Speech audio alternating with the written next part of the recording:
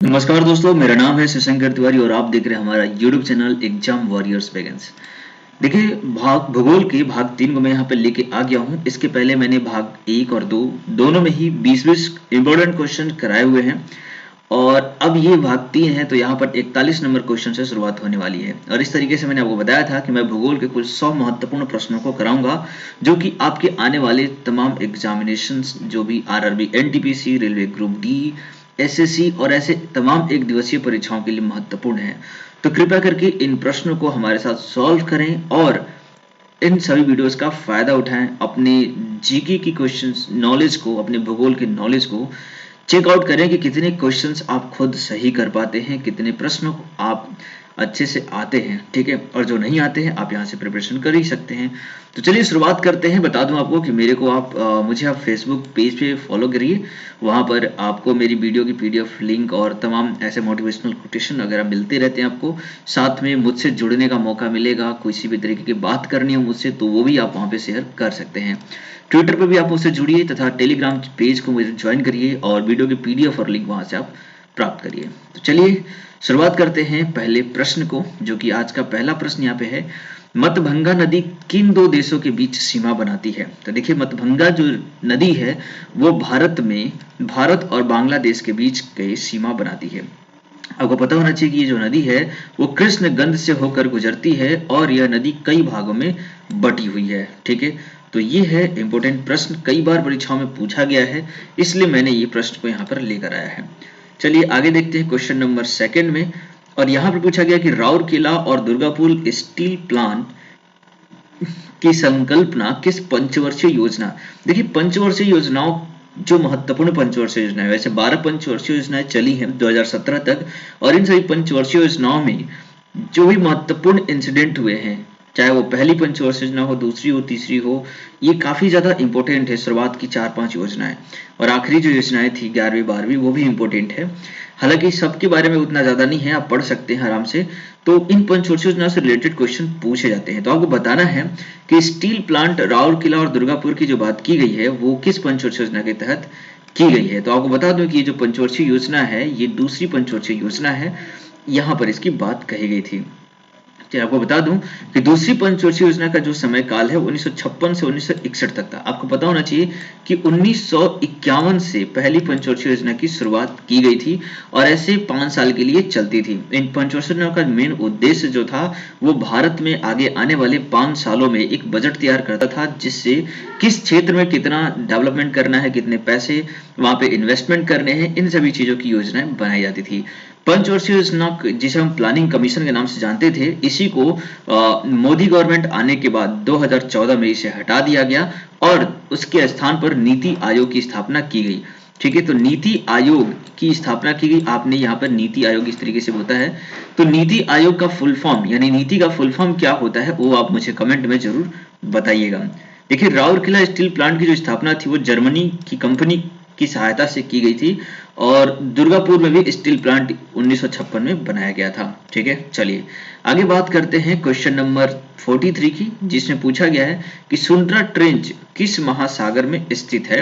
ये आपको यहाँ पर आंसर करना है। तो देखिए, सुंद्रा ट्रेंच जो है वो हिंद महासागर में स्थित है, ये आपका राइट आंसर हो जाएगा। देखिए, सुंद्रा ट्रेंच जो है ना वो इंडोनेशिया के सुमात्रा के निकट हिंद महासागर में स्थित है, जिसे जावा ट्रेंच के नाम से भी जाना जाता है, ठीक है।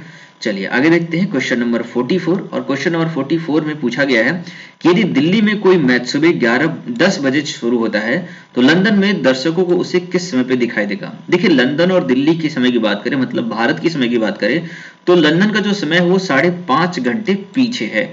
तो इस हिसाब से आप अंदाजा लगा सकते हैं कि अगर कोई मैच 10 बजे सुबह को चल रहा है तो उससे 5.5 घंटे पीछे कितना बज रहा होगा। तो आपको इजीली बता सकते हो कि 4:30 बजे वहां पर बचेगा। तो ऐसा किस लिए होता है, क्योंकि देखिए जो लंदन है वो 0 डिग्री प्राइम मेरिडियन पे है और जो इंडिया है वो 82.5 डिग्री मेरिडियन पे स्टेबल है, जिसे हम IST के नाम से जानते हैं, इंडियन स्टैंडर्ड टाइम। और इसी के अकॉर्डिंग भारत की घड़ी चलती है। आपको पता होना चाहिए कि 1 डिग्री के बराबर 4 मिनट होता है। मैं देखिए लिख नहीं पाता हूँ सही से क्योंकि मैं माउस से करता हूँ, ठीक है, तो अभी मुझे राइटिंग पैड लेने बाकी है, मैं उसे ले लूंगा।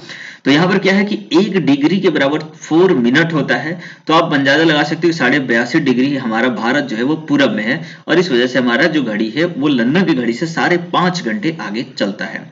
ठीक है, चलिए आगे देखते हैं क्वेश्चन नंबर 45। और इस क्वेश्चन में पूछा गया है आपसे कि ताप के अंतर का उपयोग निम्न में से किस कॉन्सेप्ट के लिए किया जाता है। तो देखिए, ताप के अंतर से हम मॉनसून के कॉन्सेप्ट को क्लियर करते हैं, तभी हम एग्जैक्टली बता सकते हैं कि भारत में मॉनसून कि कब आएगा। ठीक है, और उसकी डेट आने की घोषणा की जाती है, और तभी हमें न्यूज समाचारों से पता चलता है कि भारत में इस बार मानसून लेट आने वाला है, जल्दी आने वाला है, ज्यादा होने वाला है, कम होने वाला है।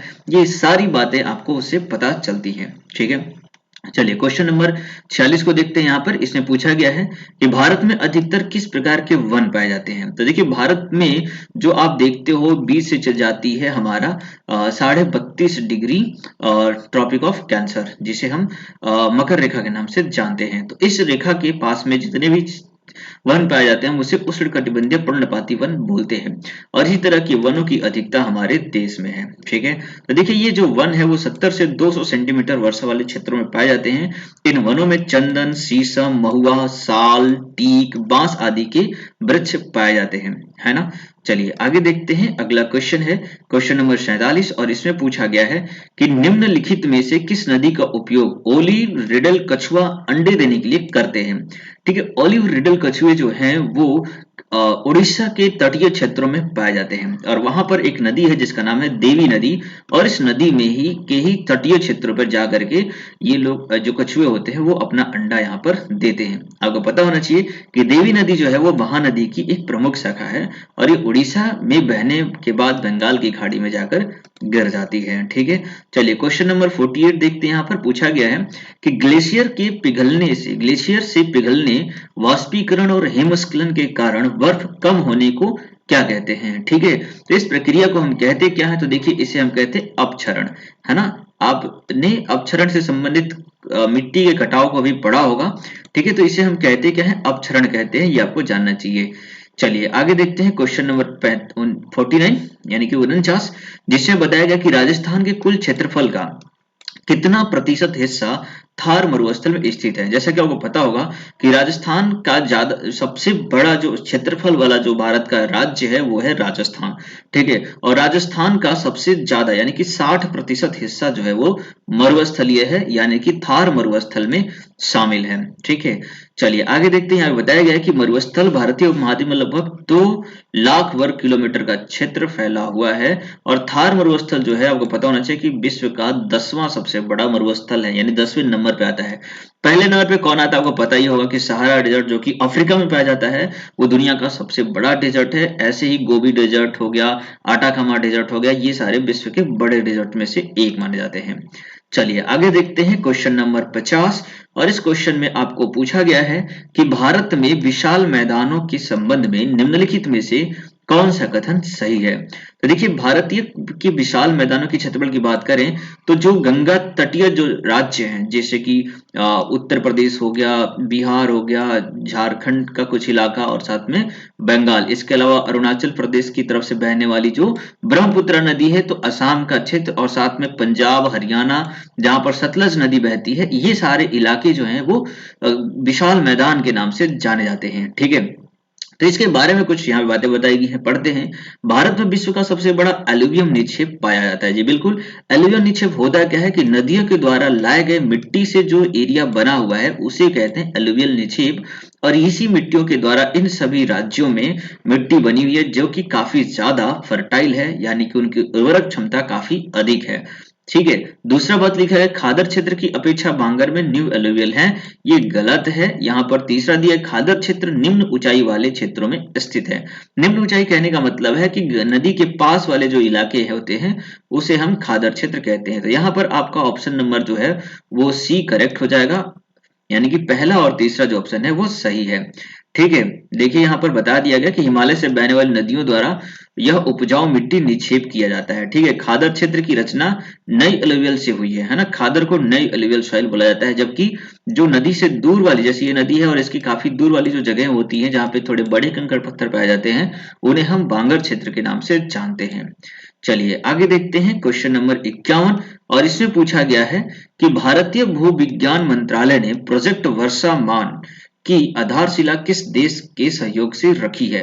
तो देखिए इसका जो करेक्ट आंसर हो जाएगा ऑप्शन नंबर सी हो जाएगा। आप अगर मैं थोड़ा सा फास्ट चार्ज चल रहा हूँ क्योंकि मुझे क्योंकि आपको पता होना चाहिए कि बहुत लंबा वीडियो हो जाता है, तो मैं थोड़ा सा फास्ट चल रहा हूँ। अगर आप आंसर करने में प्रॉब्लम हो रही है तो आप इसे स्टॉप करके पॉज करके आप आंसर कमेंट में कर सकते हैं, ठीक है। तो चलिए क्वेश्चन नंबर 51 का जो करेक्ट आंसर हो जाएगा सी हो जाएगा। आपको बता दूं कि भारतीय मौसम विज्ञान के आधुनिकीकरण के उद्देश्य से फ्रांस के सहयोग के साथ भू विज्ञान मंत्रालय ने प्रोजेक्ट वर्षामान शुरू किया है, ठीक है।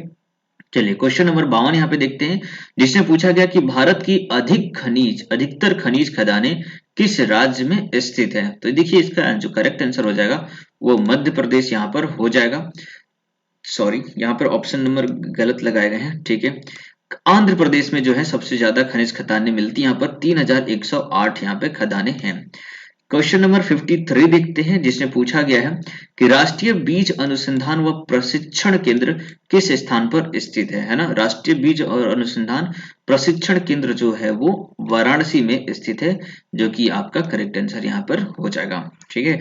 आपको पता होना चाहिए कि इसकी जो शुरुआत है अक्टूबर 2005 में की गई थी। वाराणसी उत्तर प्रदेश में है। वाराणसी से रिलेटेड अभी के टाइम पे जो सबसे ज्यादा ताजा खबर है वो है विश्वनाथ कॉरिडोर, वहां का काशी विश्वनाथ कॉरिडोर के बारे में अभी आपने रिसेंट में सुना होगा।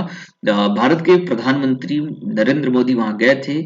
उत्तर प्रदेश के मुख्यमंत्री आदित्यनाथ योगी वहां पर गए थे और उन लोगों ने वहां पर उसका इनॉग्रेशन किया, जो भारतीय इतिहास में मंदिरों के पुनर्निर्माण की एक प्रमुख कथा है, ठीक है। तो आपको भी इसके बारे में जानना चाहिए और क्या जानते हैं इस मंदिर को लेकर के जरूर आप मुझे कमेंट में करिएगा। कब कब किन किन शासकों द्वारा यहाँ पे आक्रमण किए गए, पुनः निर्माण इसको किसने करवाया। जैसे आखिरी जो निर्माण था वो महारानी होलकर जी ने करवाया था उसको, ठीक है। तो इससे रिलेटेड जो भी आपके पास नॉलेज है आप जरूर कमेंट में मेरे साथ शेयर करिएगा। चलिए आगे देखते हैं क्वेश्चन नंबर 54 और यहाँ पर पूछा गया है आपसे कि निम्नलिखित तथ्यों का अवलोकन करें, ठीक है। जिसमें पूछा गया है कि कोस्टल रेगुलेशन जोन 2011 के तहत अंडमान और निकोबार द्वीप समूह का विनिमय किया जाता है, ठीक है। दूसरा पूछा गया है यहाँ पर कोस्टल रेगुलेशन जोन 2011 संसद द्वारा पारित अधिनियम से लागू किया गया था। ये सही है आपका आंसर, ठीक है, ये सही है। पहला गलत था, ठीक है।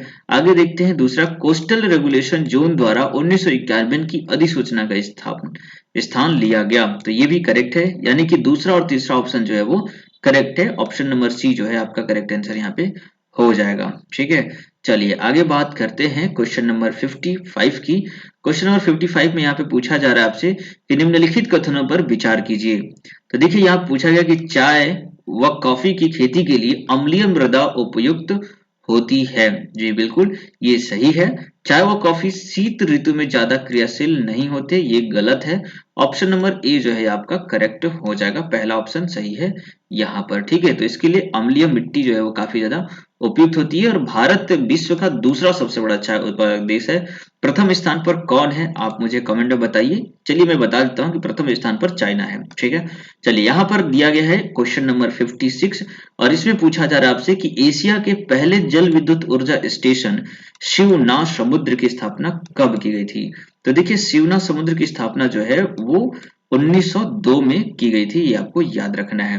देखिए शिवना समुद्र जो है वो जल विद्युत परियोजना एशिया की सबसे पहली जल विद्युत परियोजना है, ठीक है, जिसकी स्थापना 1902 ईस्वी में की गई थी। चलिए क्वेश्चन नंबर 52 देखते हैं यहाँ पर 57। इसमें पूछा गया है आपसे कि मिजोरम की फांग पुई को अन्य किस नाम से जाना जाता है।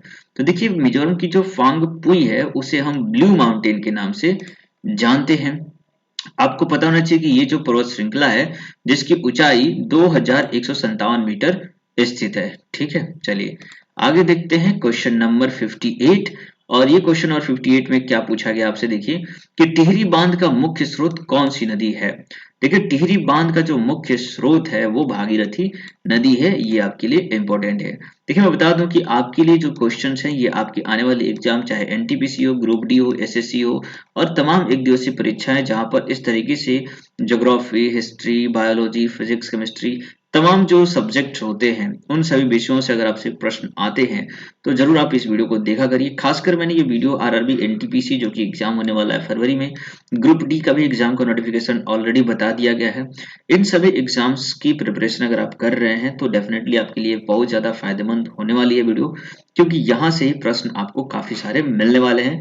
ऐसे ही प्रश्न आपके एग्जाम में पूछे भी जाते हैं। ठीक है, ऐसे तमाम क्वेश्चन और दूसरे विषयों की प्रैक्टिस करने के लिए आप हमारे साथ जुड़ सकते हैं और हमारे चैनल के प्लेलिस्ट में जाइए, वहां पर आपके सभी विषयों चाहे इतिहास हो, राजनीतिक विज्ञान हो, इसके अलावा अगर हम विज्ञान की बात करें तो जीव विज्ञान हो गया, फिजिक्स यानी कि भौतिकी हो गया, केमिस्ट्री हो गया, इन सभी विषयों से महत्वपूर्ण जीके क्विज मैं कराता हूँ। साथ में करंट अफेयर्स की मेरी वीडियो रोजाना सुबह 6 बजे आती है, आप उसे भी सुबह सुबह देख सकते हैं। आपके लिए भी वहां पर मैंने काफी डिटेल्ड आंसर और काफी सारे जीके के जो इंपॉर्टेंट क्वेश्चन हो सकते हैं वो मैं आपको वहां पे कराता हूं, जो आपके लिए काफी ज्यादा इंपॉर्टेंट होते हैं। ठीक है, चलिए आगे बात करते हैं।